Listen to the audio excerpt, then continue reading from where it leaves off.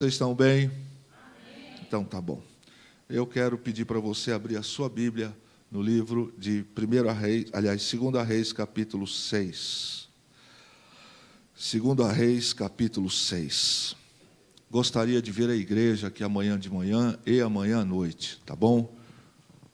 2 Reis, capítulo 6. Quem encontrou, dê um grito de aleluia. Poucos irmãos almoçaram. Então vamos lá. 2 Reis, capítulo 6, Velho Testamento, diz assim o verso 1. Os discípulos dos profetas disseram a Eliseu: como vês, o lugar onde nos reunimos contigo é pequeno demais para nós. Por que não vamos ao rio Jordão? Lá cada um de nós poderá cortar um tronco para construirmos ali um lugar de reuniões. Eliseu disse: podem ir. Então um deles perguntou: não gostarias de ir com os teus servos? Sim, ele respondeu, e foi com eles. Foram ao Jordão e começaram a derrubar árvores. Quando um deles estava cortando um tronco, o ferro do machado caiu na água, e ele gritou: ah, meu senhor! Era emprestado. O homem de Deus perguntou: onde caiu? Quando ele lhe mostrou o lugar, Eliseu cortou um galho e o jogou ali, fazendo o ferro flutuar. E disse: pegue-o. O homem esticou o braço e o pegou. Amém? Palavra para nós, um texto tão conhecido, que nos traz algumas ilustrações, ensinamentos para a nossa vida, principalmente nesses dias finais que a igreja habita sobre a face da terra. Todos nós temos coisas que são de exímio valores, às vezes não um valor financeiro, mas de um valor sentimental, de um valor inestimável. Tem gente que tem, por exemplo, uma pulseira que é bijuteria, que talvez no mercado valha R$50. Mas quem deu aquela bijuteria não tem preço. Às vezes isso veio de uma bisavó, às vezes veio de um amigo, de uma amiga, que não está vivo mais. Então, não tem preço, não é? Porque essa pessoa não vai poder lhe dar mais algo semelhante. Todos nós temos algumas coisas, pelo menos a grande maioria, que não gosta de emprestar. Eu não sou muito favorável a emprestar meus livros, porque eu já fui decepcionado. Volta rasgado, engordurado, cheio de orelha. Porque tem coisas que você tem como para você importante. E na vida, irmãos, nós precisamos de fato perceber aquilo que para nós tem valor, aquilo que para nós tem importância. Se você oferecer, por exemplo, para alguém troca com um relógio que foi do seu avô, um relógio que custe novo hoje, por exemplo, R$3.000, e o do seu avô não passa de R$100, alguém vai dizer: muito obrigado. Mas como você vai trocar 3.000 por R$100? Para mim vale muito mais isso aqui, porque isso aqui tem um valor sentimental, tem um valor excepcional. Na verdade, a gente percebe que essa história, que é um fato verídico, ela nos traz uma série de lições. Uma delas que eu quero pincelar com os irmãos, ou algumas delas, que ainda não é base para a mensagem essa noite, é que me mostra esse texto, que diante das necessidades da vida, muitas vezes nós somos impulsionados a tomar decisões. Todos nós que somos adultos pelo menos, nós somos obrigados a tomar algumas decisões na vida diante das nossas necessidades, das nossas obrigações. E não se pode negligenciar a tomada de decisões diante das necessidades. Existem coisas que são obrigação da esposa, obrigação do marido, obrigação do filho, não é? Porque tem que ser feito. Se você não fizer, você está faltando com isso. A vida é assim, irmãos. A vida para todos nós, ela tem as suas necessidades e nos traz obrigação de agir. Nós vemos também que existem coisas que não adianta eu esperar para que os outros façam. Somos nós quem temos que fazer. Nós é quem temos que fazer. Se nós não fizermos, como é que nós podemos esperar que terceiros façam isso? Somos nós é quem temos que cumprir, por exemplo, a obrigação de manter a igreja saudável. É nós quem temos que cuidar da igreja, é nós que temos que zelar não só pelas coisas espirituais, mas também pelas coisas materiais. Não adianta esperarmos do governo, esperarmos que o ímpio venha aqui e tome esses comportamentos. Também nós precisamos perceber que existem obrigações na vida que nós não vamos poder contar com terceiro, não é? Essa noite, por exemplo, eu passei lá no hospital com meu pai. Esperar que quem vá ficar com ele? Eu sou filho. Somos em 3 filhos. Então nós temos que tomar essa decisão. Não adianta eu ficar achando que alguém vai fazer. Um tempo atrás a minha mãe ficou internada, também nos dividimos. Cada um ficou lá uma noite para poder cuidar dela de dia. A gente olha para o texto e vê que para crescer na vida, quem quer crescer na vida, precisa, entre algumas coisas, entender que o crescimento traz consigo obrigações. Repete comigo: o crescimento traz consigo novas obrigações.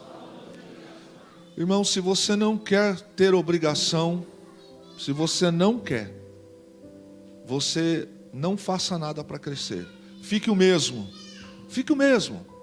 A mesma pessoa, o mesmo ministériozinho, a mesma palavrinha, a mesma saudaçãozinha, a mesma vidinha profissional, a mesma igrejinha, as mesmas coisas. Quem quer crescer precisa estar disposto a compreender que ele tem obrigações. Às vezes, sair da zona de conforto vai nos causar algumas mudanças na vida. Mudanças na área de lazer, mudanças na área do descanso. Você trabalha agora, se sacrifica agora, se organiza agora, para que daqui a um tempo você tenha uma formação universitária, você tenha um mestrado, tenha um doutorado, você tenha uma empresa maior, para que você tenha a sua casa própria, para que você tenha um carro melhor. Você precisa entender isso. E se a gente não está disposto a ter a obrigação, significa que não vamos crescer. Então, de repente, nós podemos passar a vida inteira morando na mesma casa, com a mesma pintura, com os mesmos problemas, mas a gente não vai ter algumas obrigações. A vida é assim. Se você quer crescer, por exemplo, na qualidade de vida, se você quer crescer em saúde, é óbvio que você vai ter que ter obrigação de fazer dieta, obrigação de fazer exercício físico, obrigação de se policiar. Se a igreja vai crescer, a igreja precisa crescer, a igreja precisa entender, o pastor precisa entender que tem obrigações e que nem sempre todos vão vir atrás. É uma pena, é um prejuízo para quem fica, porque lá na frente a compensação sempre vem. A Bíblia diz que aqueles que semeiam em lágrimas colherão seus molhos com alegria. E esta história nos traz aqui, por exemplo, uma lição, que a escola de alunos, discípulos, cresceu e não comportava mais ficarem no mesmo espaço. E quando Eliseu, como Elias, passava por Jericó, Gilgal e outras cidades onde tinha escola de profetas, os alunos dedicavam um tempo maior para estarem com esses homens, porque eles priorizavam a pessoa desses homens para que eles pudessem ensiná-los, para que pudessem estar com eles e lhes ministrar. Só que, para a escola que estava crescendo, tinha uma obrigação. Qual é? A gente precisa aumentar agora o tamanho. Isso dá trabalho, isso vai ter que ter esforço.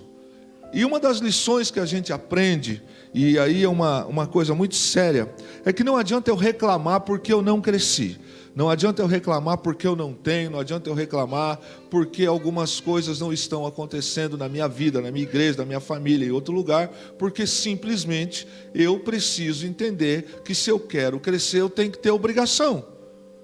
Um casal que não anda junto, a vida não cresce, fica no mínimo um cabo de guerra. Uma igreja que anda separada do seu pastor, não cresce para lá e não cresce para cá. Um pastor que anda separado da igreja é a mesma coisa. O crescimento traz obrigações. Quem quer crescer na qualidade de ensino, quem quer crescer na qualidade de ministração, de palavra, etc., precisa correr atrás, precisa orar, precisa jejuar, precisa fazer um bom seminário, precisa reciclar, precisa gastar um tempo mais de consagração e etc. A gente olha para o texto e a gente também vê que, embora todos estivessem observando as necessidades, apenas um daqueles moços toma atitude para melhorar o alojamento. É interessante que na aglomeração de pessoas, todo mundo está vendo, mas um toma uma decisão. Um. E os demais? Os demais estavam ali vendo as necessidades, vendo as coisas, mas não tomavam atitude. A gente também encontra no texto uma lição que me comove, que quem está só de corpo presente nunca percebe as necessidades do coletivo, porque a visão é egoísta. Então, eu entro e saio da casa de mamãe, nos dias de Dia das Mães, Natal, não é?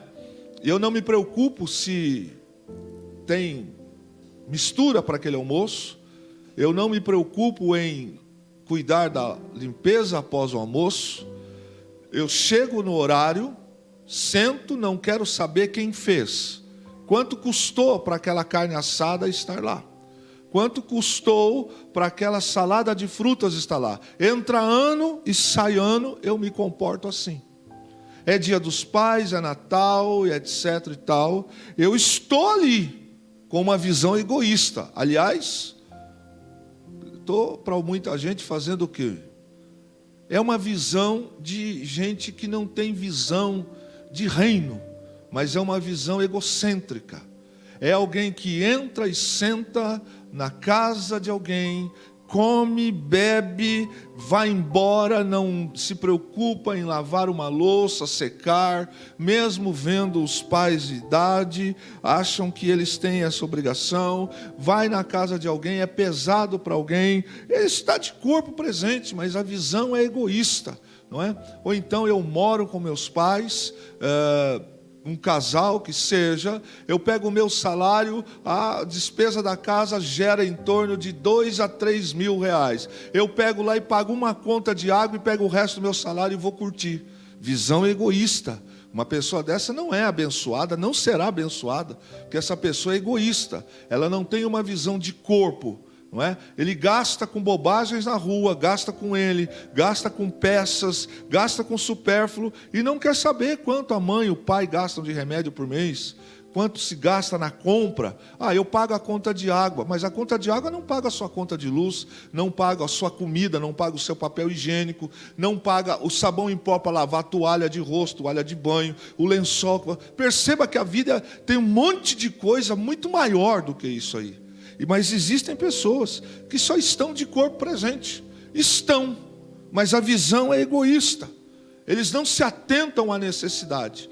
O texto nos traz algumas orientações. E também que quem está inserido no corpo está atento àquilo que é importante. Quem realmente faz parte do corpo se preocupa, não é? Por exemplo, eu volto nesse fato familiar. Se sua mãe está doente, e ela tem 4 filhos, 5 filhos, por que 3 só cuidam? Os outros 2 não são o quê? São de fora? Não fazem parte da família, não foram gerados, ainda que adotados sejam? Será possível isso? Será que a festa é mais importante do que estar com a mãe, com o pai, que a gente não sabe quanto tempo eles vão estar conosco? Talvez um irmão mais velho que está partindo. Será que esta visão traz o que para mim? Bênção ou maldição? Maldição. Porque às vezes aqui nós temos vários exemplos de pessoas que sabem muito bem, que já diz um provérbio, que um pai e uma mãe pode gerar 7 filhos, mas 7 não são capazes de cuidar de um pai e de uma mãe. Tem muita gente que está entronizado no meio, mas não faz parte do corpo, não tem nada a ver. E quem realmente está inserido no corpo, está atento ao que é importante. Eu fico pensando o que pode ser mais importante do que estar com quem você ama, do que com aquela pessoa que te abençoa, quando eu troco isso por uma roda de amigos, que eu vou ter outro dia para estar. Mas, no exemplo, Santa Ceia. Santa Ceia. O que pode ser mais importante que a Santa Ceia hoje? O que será que pode ser mais importante que a Santa Ceia hoje? Eu não sei, mas pode ser que seja a última ceia para mim. Pode ser a última ceia para você. Pode ser a última ceia para qualquer um de nós aqui. E eu perdi esta ceia por causa de uma pedalada de bicicleta, que ia ter um campeonato aqui em São José hoje. Campeonato valendo um pirulito. E eu fui. Eu troquei a ceia por isso. Eu troquei a ceia por lançamento de um filme que estreia hoje no cinema. Então, para ficar e pegar a sessão primeira, eu fiquei lá. Sabe, irmãos, quem está inserido no corpo está atento àquilo que é importante. Mas quem não está inserido no corpo não tem um mínimo de responsabilidade. É um bom sinal que a gente encontra nesse texto, quando uma nova geração de servos se levanta para aprender, e quando ministros antigos do Senhor dedicam seu tempo para ensinar. Isso é um bom sinal. É um sinal que a obra não vai morrer. É um sinal que a obra vai caminhar. E esse texto nos traz algumas observações sobre isso. Aquele moço nos ensina alguns princípios, algumas observações. Primeiro, que ele teve o princípio de buscar em Deus a orientação na conduta de falar com Eliseu. O princípio daquele moço, aluno, é que ele vê uma necessidade, ele vê uma situação, e ele vai buscar uma orientação em Deus. Como? O profeta, boca de Deus, mestre sobre a vida deles. Ao invés de ele buscar com um colega da rua, ao invés de ele buscar com uma pessoa qualquer, ele foi buscar na fonte. Às vezes nós queremos respostas para as nossas vidas, solução para as nossas vidas, buscando em fontes que não matam a sede, buscando em fontes que nos prejudicam. E aí, meu irmão, nós podemos tomar água podre, nós podemos nos contaminar, podemos morrer, porque algumas coisas matam a sede no primeiro instante, mas minutos depois vão trazer sequelas para o corpo. Nós olhamos e vemos que esse moço tinha como princípio, primeiro, buscar em Deus. A sua busca por Eliseu demonstra os valores que o norteavam na vida. Observe, irmãos, como há um perigo da nova geração. Eles fazem de tudo para conquistar o ápice e se esquecem do principal, que é o temor a Deus. Gastam tempo, investem dinheiro, fazem social, fazem merchandising, fazem tudo, mas esquecem de buscar na fonte. Quebram a cara, se decepcionam e ainda podem cair num laço do diabo, porque nem tudo aquilo que brilha é ouro, porque vão buscar na fonte errada, mas se dizem de Deus, se dizem homens e mulheres de Deus, que ao invés de buscarem no profeta, buscarem na casa do Senhor, vai consultar a palavra que está em voga agora, coach. Deixa eu dizer uma coisa para você, meu irmão, não tem nada que supere a palavra de Deus. Se você está nessa pegada errada, vai se converter, vai quebrar a cara, vai perder, vai perder, vai perder, vai perder, pode ganhar o sucesso, mas pode perder a salvação.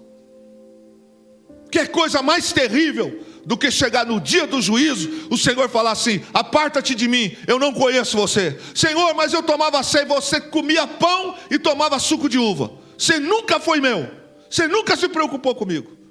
Existe nessa história uma lição em que este moço demonstra os valores que o norteiam. Quando nós temos princípios do reino no nosso coração, nós não damos passos longe da vontade do Senhor. Escute bem, se Deus falou, não faça. Deus não vai pegar a Bíblia e vai rasgar um texto para agradar você, para agradar a mim. A palavra de Deus é imutável. A igreja entendeu? Diga amém. É imutável. Foi ontem, foi anteontem, foi há 1000 anos atrás, foi em 1970. Depois que eu for embora dessa terra, também continuará a palavra de Deus. Ela diz que o homem que teme ao Senhor, comerás e viverás bem.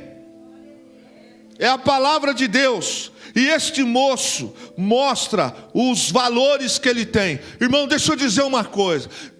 Atentes para isso. Está saindo muito palavrão da sua boca? Não, está saindo só um pouquinho. Vai lavar a boca, nem um pouquinho poderia. Se está saindo palavrão da sua boca, é porque você está com sujeira na sua boca. Você está com sujeira dentro do coração. Está mundano demais. Por isso que sai palavrão. Bacana ensinar teus filhos assim, não é? Uma hora dessa vai falar palavrão perto dos filhos. Vai cobrar o que depois? É porque está cheio disso. São os valores que norteiam. Sabe por quê? Porque não lê mais Bíblia, porque não congrega. Então está vazio do Espírito Santo. Está sem palavra de Deus, está podre. Está aqui, mas o corpo presente apenas. O coração está longe. Participa de um ritual. Isso aqui é um ritual. Mas não tem ligação com o Espírito. Não tem ligação com Deus.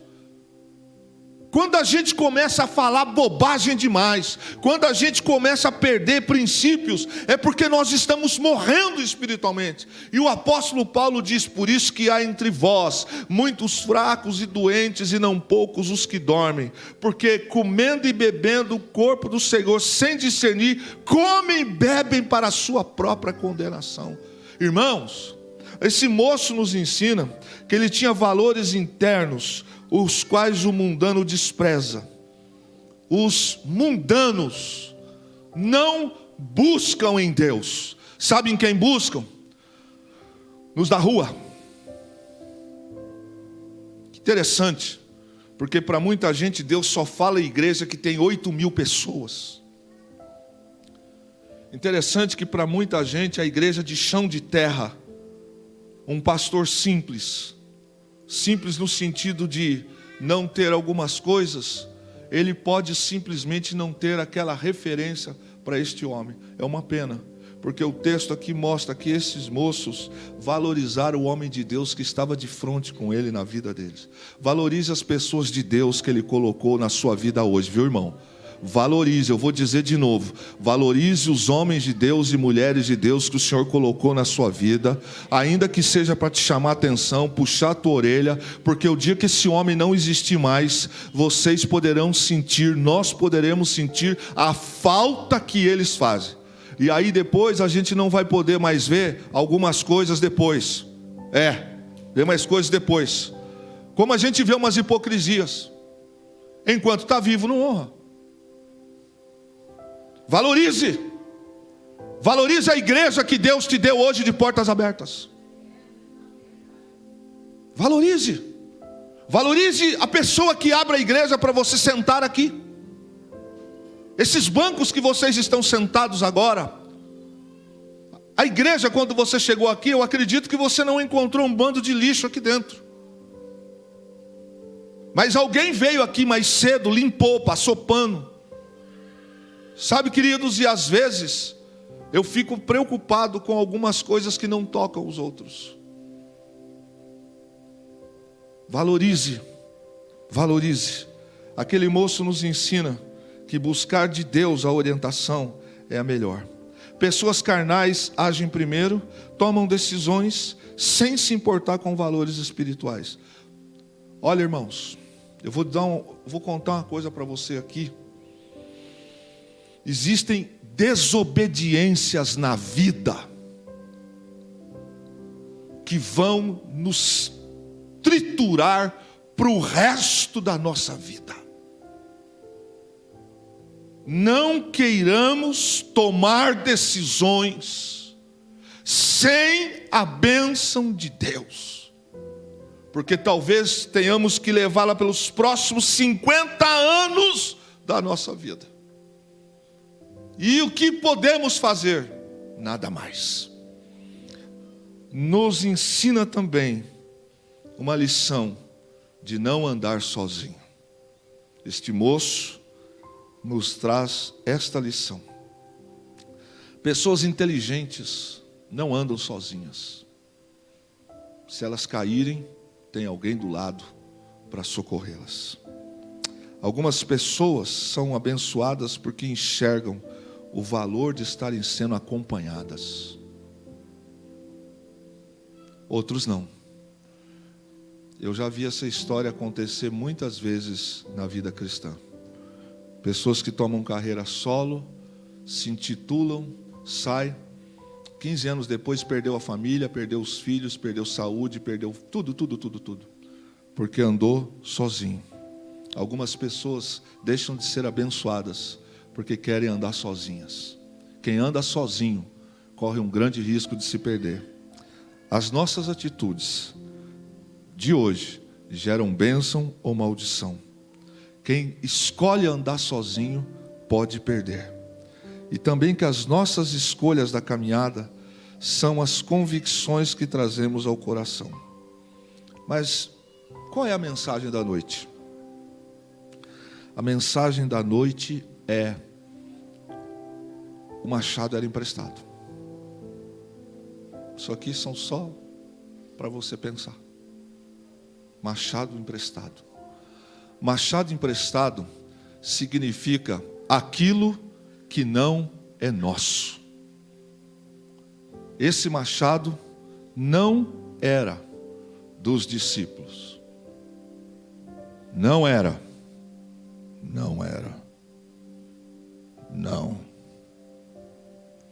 Aquele machado tinha valor, uma ferramenta que para aquele tempo não se comprava em qualquer venda, não se comprava em qualquer loja, e era de um valor muito superior. Precisava fazer aquele serviço. A palavra nos mostra que aquele discípulo foi rápido o suficiente para ver onde o machado havia caído. Ele nos ensina, até chegar ao Jordão, algumas lições importantes. Mas para nós essa noite, é aquilo que não é nosso. Aquilo que não é nosso. Nosso dom, nosso talento, a casa, a voz, a inteligência. Vamos falar de coisas materiais. O carro, a empresa, a roupa que eu estou usando hoje, não é meu. Não é. Aquele discípulo tomou algo que era de valor para executar uma missão. Porque ele emprestou o machado com uma missão. Tinha um propósito. Você não tem o que você tem sem propósito.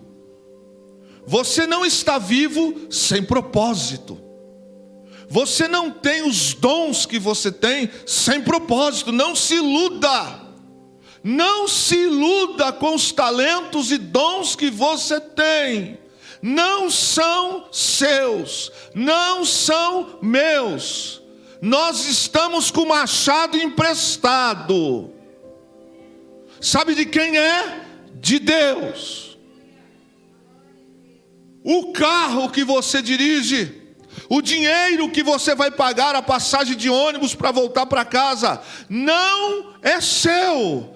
É de alguém que emprestou para você fazer bom uso. O salário que a gente recebe todo mês não é nosso. É Deus que emprestou para a gente viver aqui. aquele moço tem uma missão com o machado emprestado. Só que o machado cai. E quando o machado cai na água, ele, inteligente que era, ele olha rapidamente e vê aonde o machado caiu. E ele também não mascara. Abra os seus ouvidos espirituais. Ele não mascara o efeito do machado ter caído. Ele foi honesto o suficiente para contar a Eliseu o que tinha acontecido. Não adianta mascarar. Não adianta combinar em casa com a esposa e dizer assim: vamos ficar quieto, dessa vez passa, depois a gente fala com o pastor. Não mascare isto. Não, vamos resolver aqui dentro mesmo e depois nós vamos fazer isso. Não faça isto. Tome uma atitude que vai salvar a tua família. Tome uma atitude que vai salvar o teu filho, a tua filha. Não dê legalidade para Satanás habitar dentro de casa com mentira. Tome uma atitude de crente, de arrependido, de pecador, mas arrependido. Vamos ao homem de Deus e vamos mostrar para ele aonde o machado caiu. Ele olha e diz: caiu aqui. Está trabalhando, está com foco. Mas ele vai para Eliseu e diz para Eliseu o seguinte: eu preciso de ajuda. Preciso de ajuda. E o texto diz que ele fala com Eliseu que o machado caiu ali. Abra sua Bíblia comigo, por favor, em Gênesis capítulo 2. Gênesis capítulo 2, versículo de número 7. Gênesis 2, verso 7. Queridos, limpar a casa e pegar a sujeira da casa e esconder debaixo do tapete, a casa continua suja, viu? Quem está entendendo? A casa continua suja. Embora só você e sua esposa viram ali, mas o diabo viu e o Espírito Santo também viu.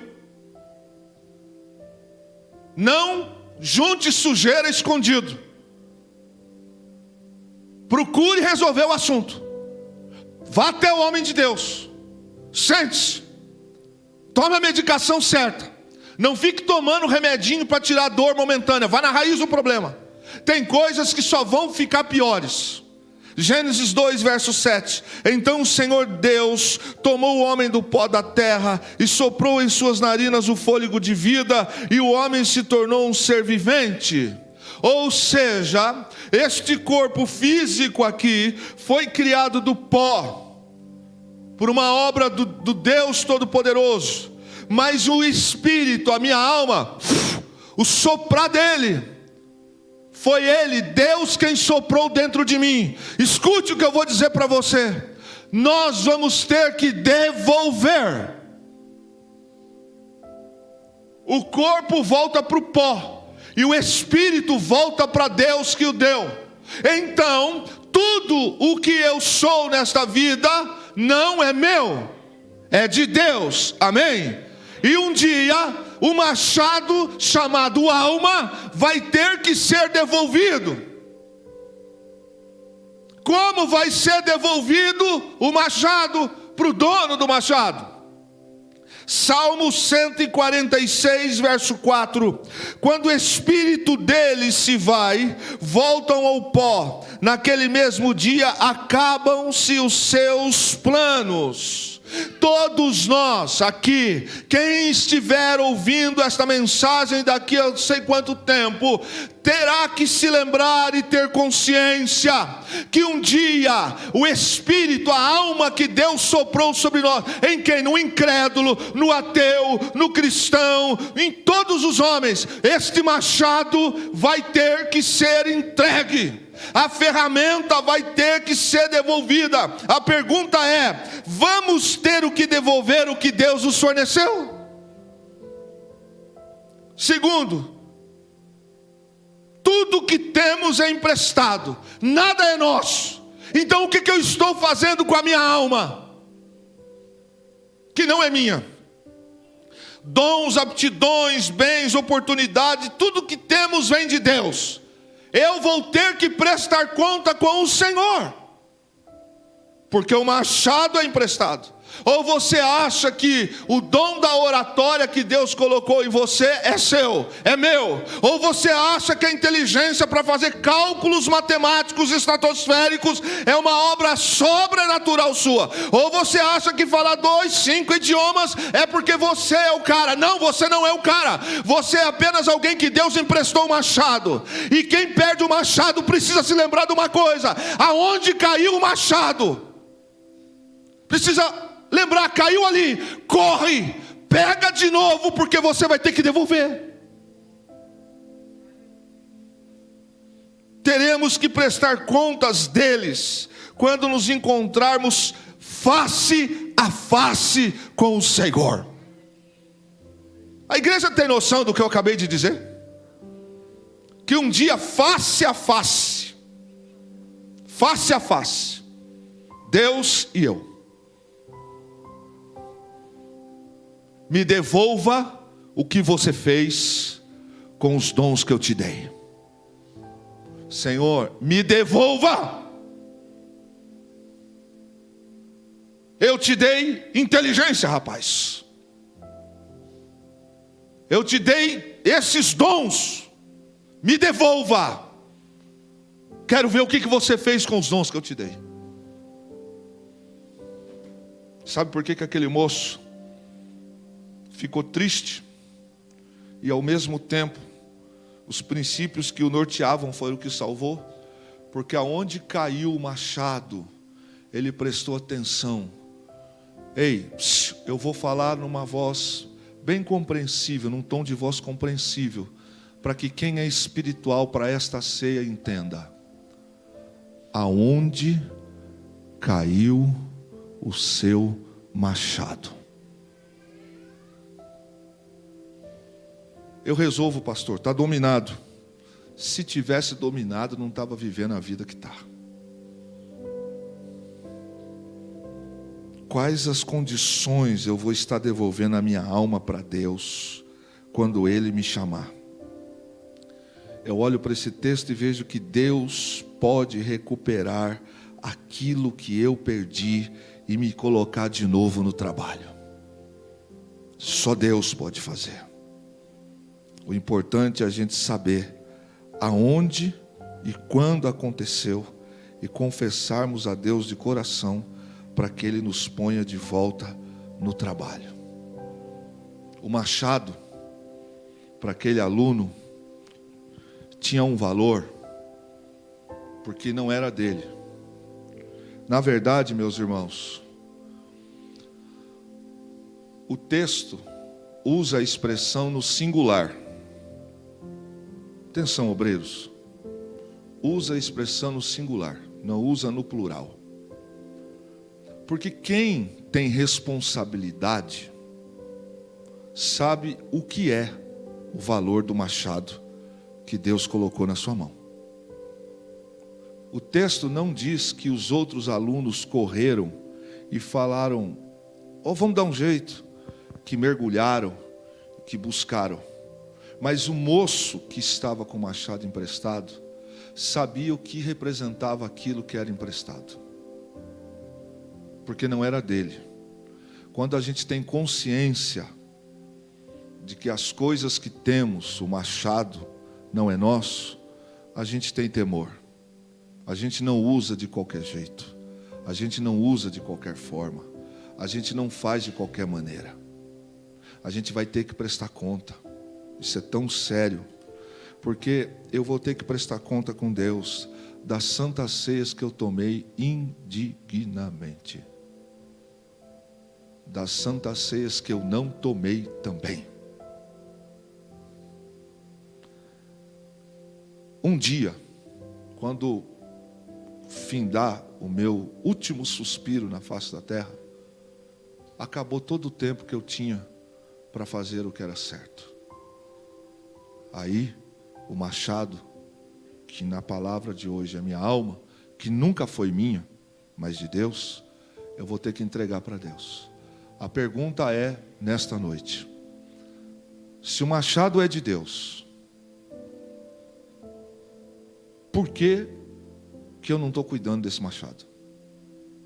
2, cadê o machado que Deus te deu? Por onde ele se perdeu na estrada da vida?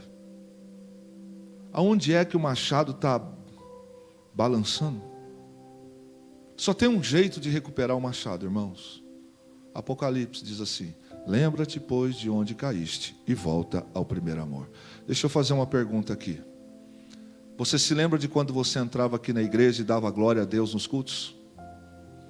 Lembra quando você chegou aqui? Você se lembra quando você tinha paixão pelos cultos? Que você não faltava culto? Que você vinha do trabalho para cá? Você se lembra que o dia de Santa Sé era o dia mais feliz para você?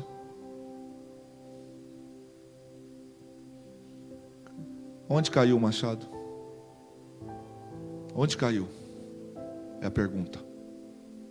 Para aquele moço, aquele machado representava valores. E não era um valor pequeno não, financeiramente era um valor muito caro, muito alto. E ele correu atrás, foi até o homem de Deus e disse: ah, meu Senhor, porque era emprestado. Perceba que faz toda a diferença andar debaixo de cobertura espiritual.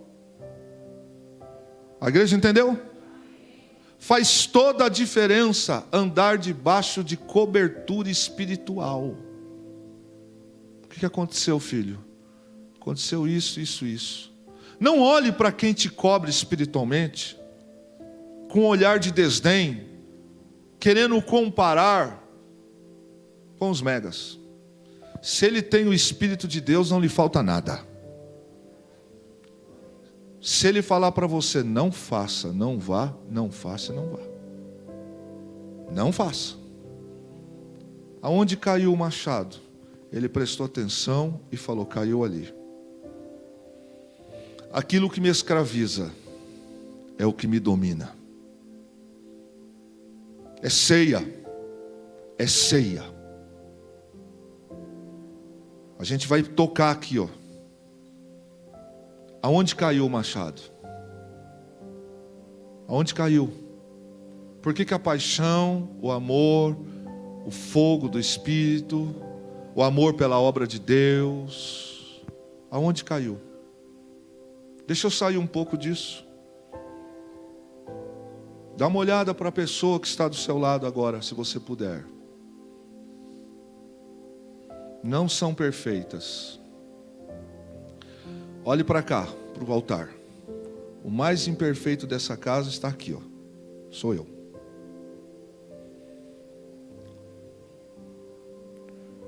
Mas você precisa cuidar. Você precisa cuidar da esposa. Precisa cuidar do marido. Não adianta ouvir e depois você precisa cuidar do seu pai, cuidar de sua mãe. Você precisa cuidar da sua aparência no seu trabalho.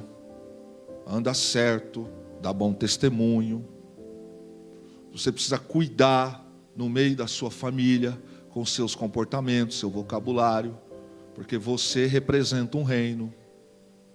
Você precisa tomar cuidado com a questão da honradez, com a questão dos princípios e valores, porque você representa um reino. Não pegue aquilo que não é seu, que Deus te emprestou, e jogue em qualquer lugar. Precisa ser muito homem, precisa ser muito crente, para ter coragem de tomar uma atitude e dizer assim: eu preciso hoje mostrar para o profeta onde caiu o meu machado. Porque eu vou ter que prestar conta, irmãos. Existem algumas coisas que estão ainda em tempo de serem resolvidas. Passado um tempo, não tem mais. A ferramenta vai ter que ser devolvida. A alma, que eu acabei de ler com você aqui na Bíblia. O dia que nós fecharmos os nossos olhos,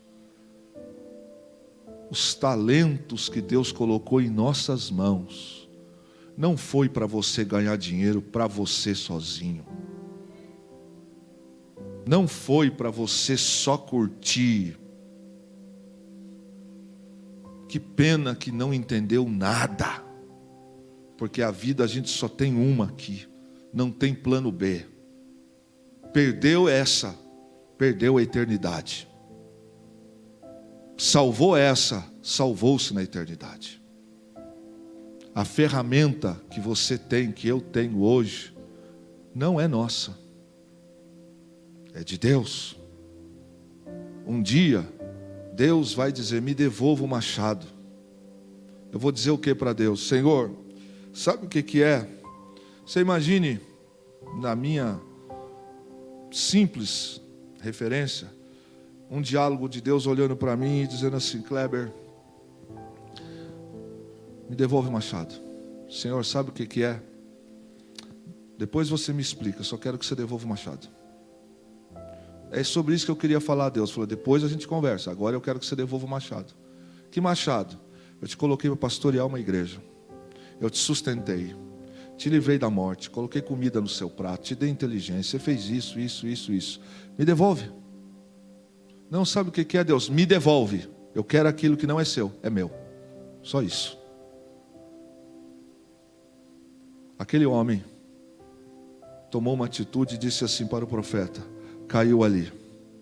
Quando ele fala caiu ali, o profeta vai junto com ele, pega um pedaço de madeira, joga na água e o ferro flutua. Sabe o que a gente entende, irmãos? Que andar debaixo da vontade de Deus, da cobertura de Deus, da responsabilidade de Deus, dos princípios de Deus é vida para a nossa vida. Traz salvação, traz cura, traz libertação.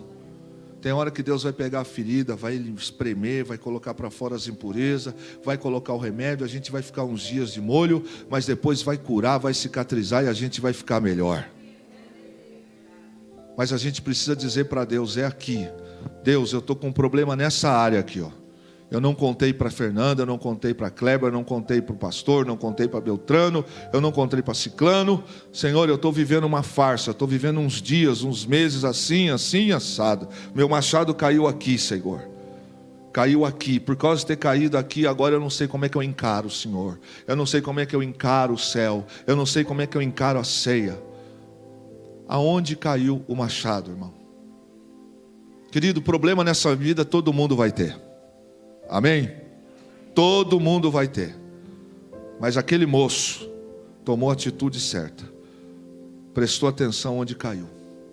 Todos nós sabemos aquilo que pode estar querendo nos tirar a fé, nos tirar os valores e a salvação. O machado é emprestado. Repete comigo. O machado é emprestado. Quem não entendeu, eu explico de novo.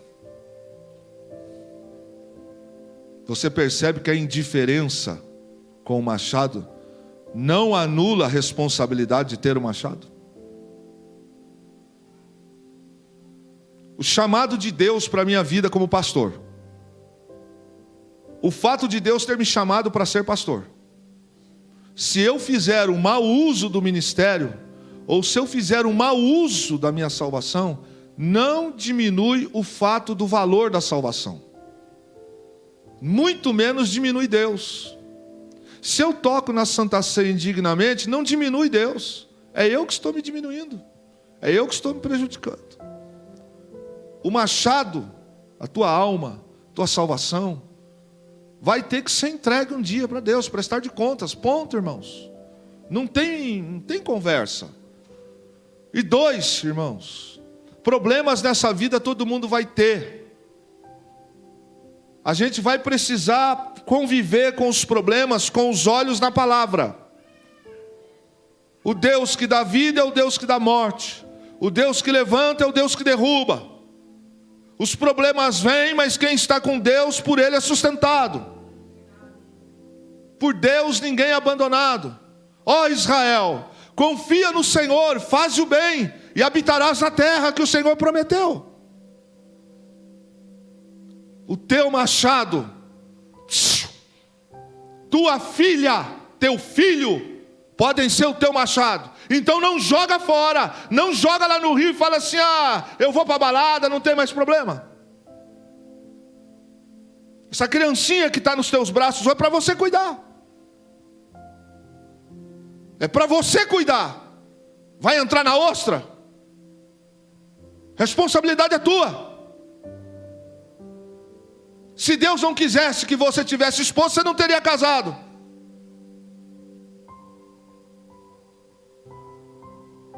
Esta igreja é sua, irmão. Esse pastor é seu. A família pastoral é sua. Não deixe o machado se perder. Valorize isso aqui, ó. Porque para muita gente não tem mais valor e é uma pena. Valorize. O Deus que estava com Eliseu usou a vida dele, jogou um pedacinho de madeira na água e o machado flutuou. Esta noite, o Senhor Deus nos traz essa palavra. O machado é emprestado. O que você vai fazer com o machado é problema seu. Amém? Fiquemos em pé.